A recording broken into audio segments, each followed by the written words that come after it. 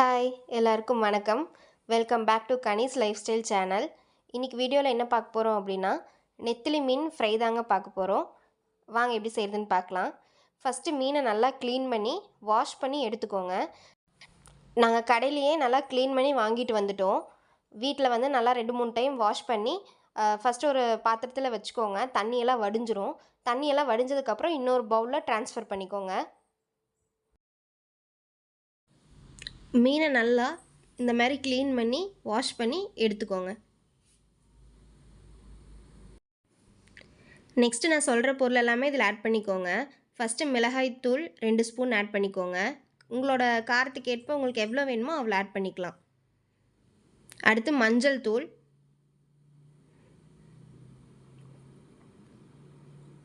தேவைக்கேற்ப உப்பு,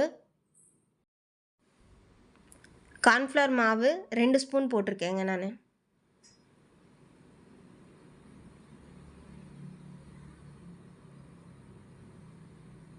அடுத்து இஞ்சி பூண்டு விழுது 2 ஸ்பூன் ஆட் பண்ணியிருக்கேன்.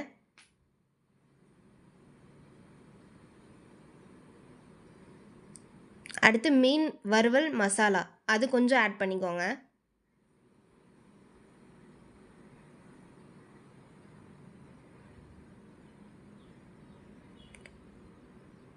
கொத்தமல்லி தூள் 1 ஸ்பூன் ஆட் பண்ணிக்கோங்க.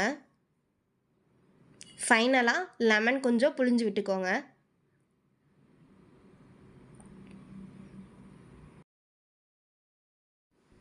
இது எல்லாத்தையுமே நல்லா மிக்ஸ் பண்ணி எடுத்துக்கோங்க. மசாலா எல்லா மீன்லேயும் படுற மாதிரி நல்லா மிக்ஸ் பண்ணிக்கோங்க.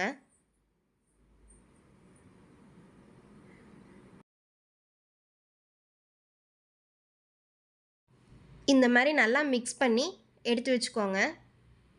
நான் கொஞ்ச நேரம் கழித்து எண்ணெயும் ஊற்றி வச்சிட்டேன் காயட்டும் அப்படின்னு சொல்லி.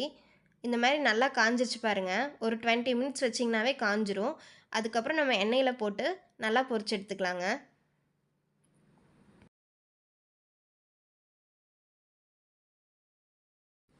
இங்கே பாருங்கள், மசாலாலாம் பிரியாமல் அப்படியே சூப்பராக வந்திருக்கு பாருங்கள்.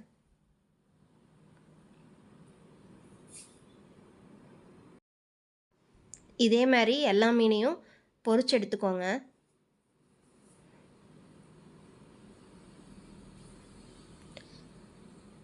இந்த பிளேட் யாருக்குன்னா அப்பாவுக்கு டேஸ்ட் பண்ணுறதுக்காக டெக்கரேஷன் பண்ணியிருக்கேன். வாங்க அப்பாட்ட கொண்டு போய் கேட்கலாம் டேஸ்ட் எப்படி இருக்குன்னு சொல்லிட்டு.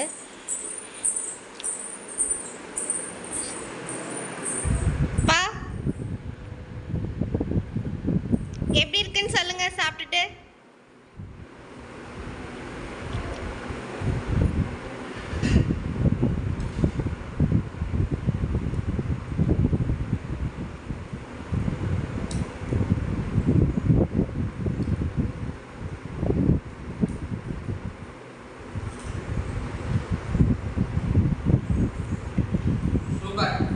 உண்மையா உப்பு காரம் எல்லாம் அளவா இருக்காப்பா?